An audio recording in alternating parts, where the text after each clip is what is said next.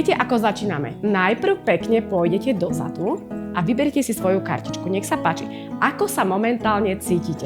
Tí žiaci sa cítia tak uvoľnejšie, že možno si hovoria, že jedna z nich, že je to vlastne naša, ako naša učiteľka, takže možno aj tým. Ako sa cítiš? Povedz nám.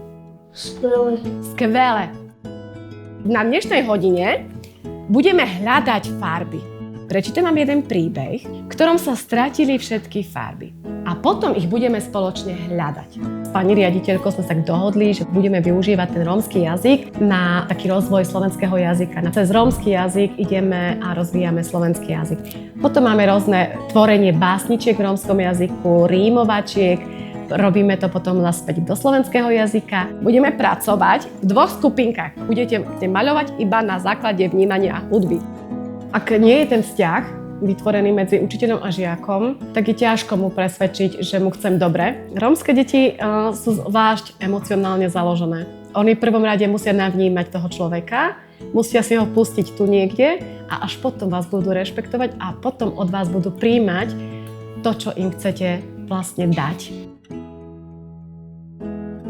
Pani učiteľka nám učila, aby sme neboli hanbliví, aby sme aj rozprávali, lebo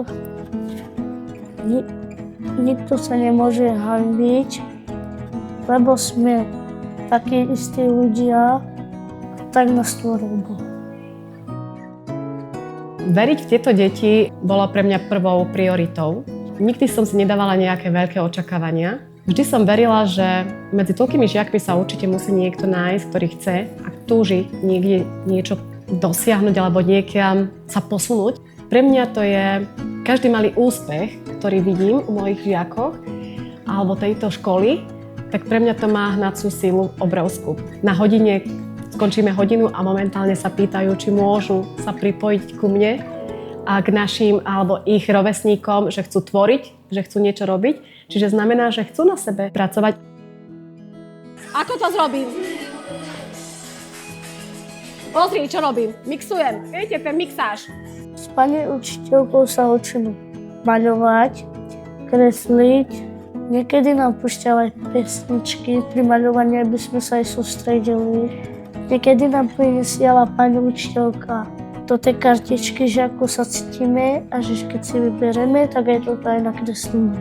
Pani učiteľka Pierová by sa mala stať učiteľskou osobnosťou, preto, lebo ona si to zaslúži. Strašne veľa aj pracuje s rómskymi deťmi a im pomáha. Teraz si len zatlieskáme a aký sme boli šikovní.